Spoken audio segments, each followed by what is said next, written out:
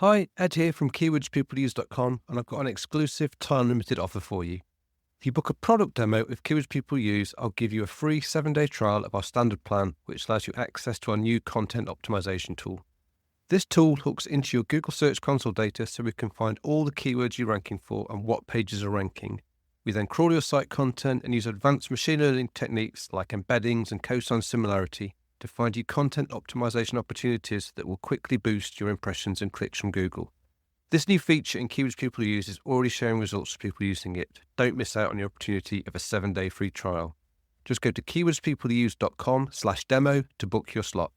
That's keywordspeopleuse.com/demo. You'll find the link in the show notes of this episode. Hi, Ed Dawson here.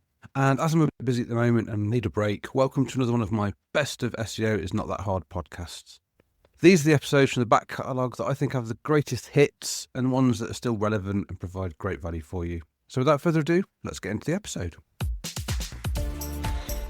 Hello and welcome to SEO is Not That Hard. I'm your host, Ed Dawson, the founder of keywordspeopleuse.com, the solution to finding the questions people ask online. In today's episode, I'm going to talk about site architecture for topical authority. The most common mistake people make when starting a site is to just start ploughing away, churning out content like blog posts without thinking about their site architecture. Imagine, if you would, like writing a book on a topic and just putting the content and chapters in any old order you fancy.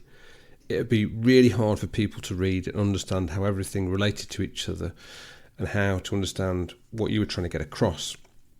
It'd be a mess, and so just randomly posting blog crawl type content, it almost makes it impossible for Google to understand your site and how your content relates to each other. Now, to solve this problem is that we need a architecture for our site that will help us build topical authority to make the site make sense, the content relate to each other. Your users find it easier to navigate around the site and find the content that they're interested in that will answer their questions, and also helps Google understand the site and how everything relates to each other, and it helps reinforce the content on related pages. Now, the core piece that we'll use to do this is a thing called a topical cluster. Now, if you're not familiar with what a topical cluster is, it is essentially an area of your site that's tightly focused around a particular core topic. These topical clusters will generally be something that's quite broad, that you can break down into multiple constituent parts, which you can then cover in detail. So an example from my old site broadband.co.uk of topical clusters would be home broadband is one topical cluster, and that would cover everything about home broadband. And another topical cluster was mobile broadband, which covered everything about mobile broadband. So you can see how while they're related to each other and they're both types of broadband, they are actually very different in terms of how they work, the kind of deals available, all those kind of things. So they make sense into putting them into two different topical clusters. Now, a topical cluster itself is made up of 3 core elements, and that is a topical pillar page, topical cluster pages, and internal links. So if we look at each in turn, so a topical pillar page is this core topical area for your website. As we've said, it'll be quite broad in what it covers, and initially it's probably something that might feel out of reach for ranking.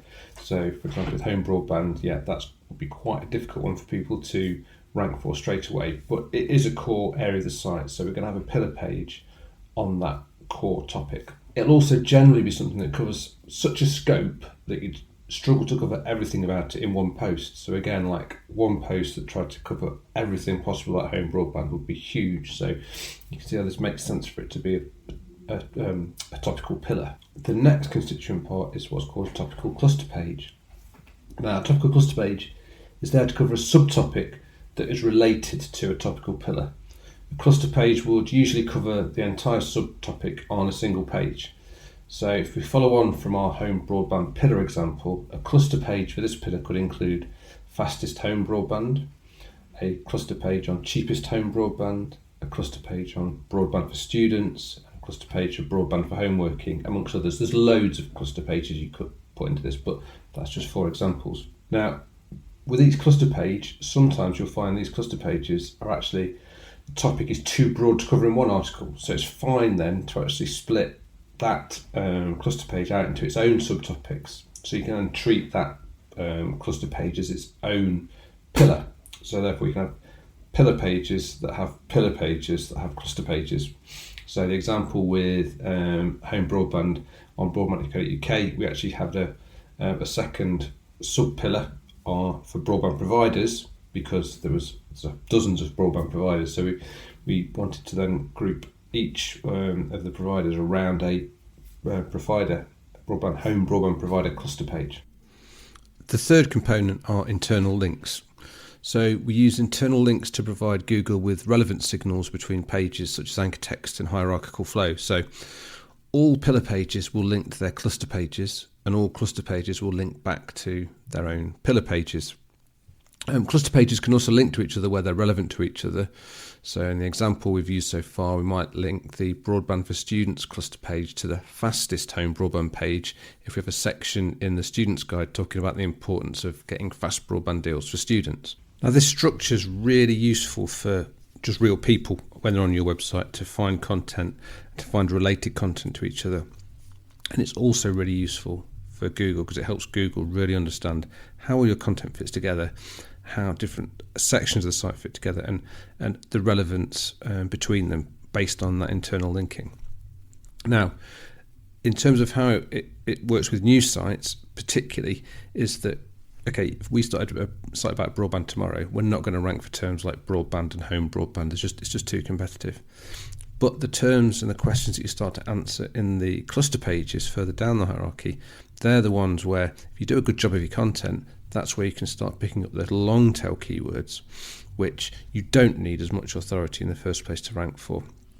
And they're the things that will start building your traffic and start building your rankings. Then as people discover your site and your content's good, they'll start linking to your content. Meanwhile, over time, you're adding to and improving your content, and this helps you sort of raise you up in Google, and you will start to rank for more and more terms naturally. And as your cluster pages start to get more authority, that then passes it on up to your pillar pages, and they in turn pass up to your home page, and eventually this is what brings your site from being nowhere, a brand new site, to becoming a topical authority in your niche. And that's why this structure works so well, and what's really key to the success of any new site. Thanks for listening, I really appreciate it. Please subscribe and share, it really helps. SEO is Not That Hard is brought to you by keywordspeopleuse.com, the solution to finding the questions people ask online.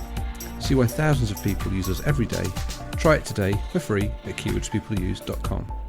If you want to get in touch, have any questions, I'd love to hear from you. I'm at Channel5 on Twitter.